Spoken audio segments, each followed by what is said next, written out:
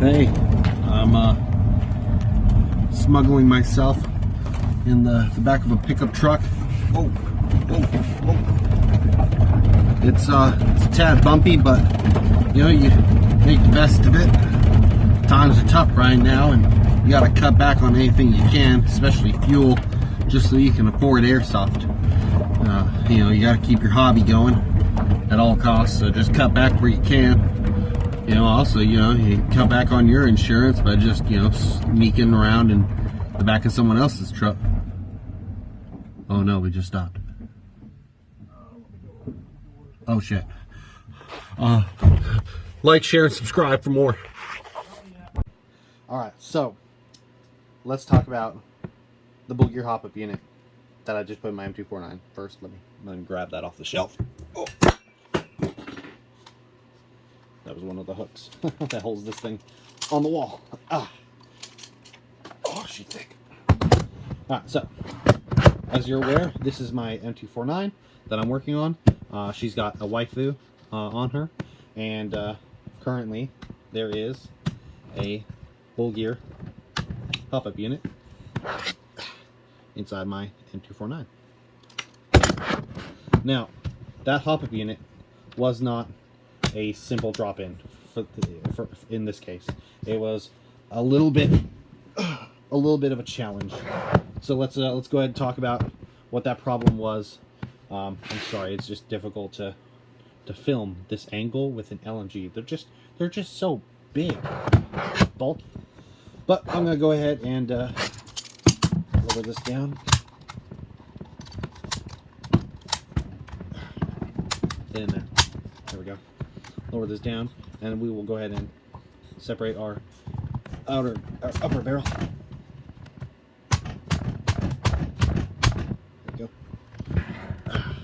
Now, I got this one used, and it has some slight bending to the lower frame, which is why it's super stiff. But go ahead and take that off. Put her down there to the side, and we will take out her inner barrel and hop-up unit. Now, I had to make some modifications to the Bullgear hop-up unit in order to get it to feed consistently with the 249. You may be having that problem as well. They have told me that they haven't been having any issues with it. However, mine is a Classic Army M249.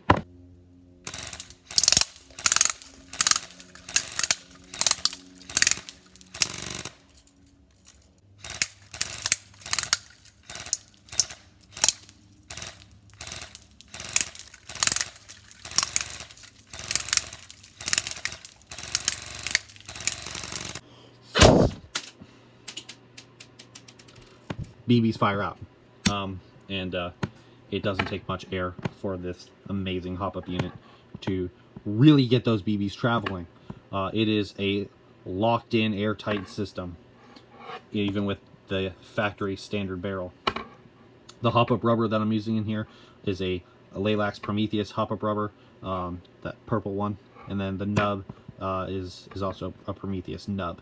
And of course, you got your wheel here that you would use to dial it in, and this thing locks in nice and tight. It's got an O-ring that pushes against it to keep constant pressure on it, and then of course you got the spring here, which also helps to keep this thing under constant pressure, so that when you dial this thing in, it stays right where it needs to be until you click, click, click, click. It doesn't, you don't hear the clicks, but like when you stop it, it stays right there. You can put a Sharpie mark on it and shoot this thing all day long, and I guarantee it's not going to start walking on you. It'll stay right where it should be, unless there's something horribly wrong with it.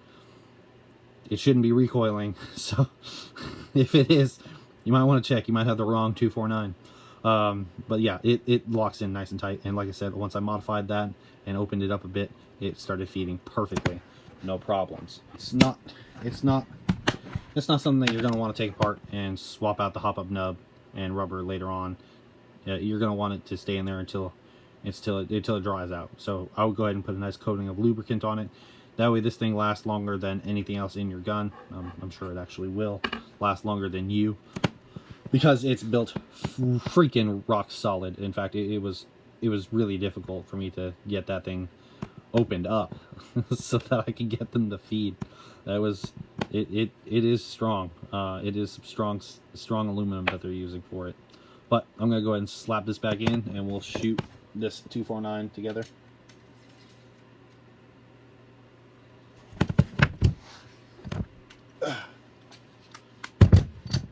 Now to put it back in is just the reverse of taking it off.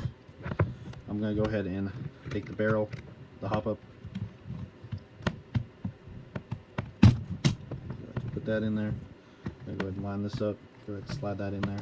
And then because my frame is a little bit bent, it's a little bit of a challenge for me to get mine in. It's a tight fit. Giggity. But she'll get in there eventually. There we go. And locked in. So that is the 249 with the Bullgear hop-up unit. The next modification I plan on doing to this 249 is to get that box magazine up and running, and after that I'm thinking that I might do something kind of weird. Haven't decided that yet, but one thing's for sure. The classic Army M249 freaking rips, and it rips even tighter. Then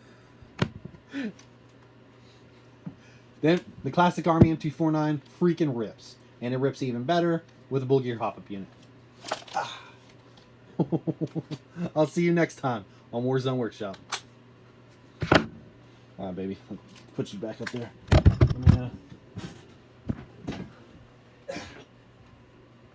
Hi, Snowflake. Did I wake you up?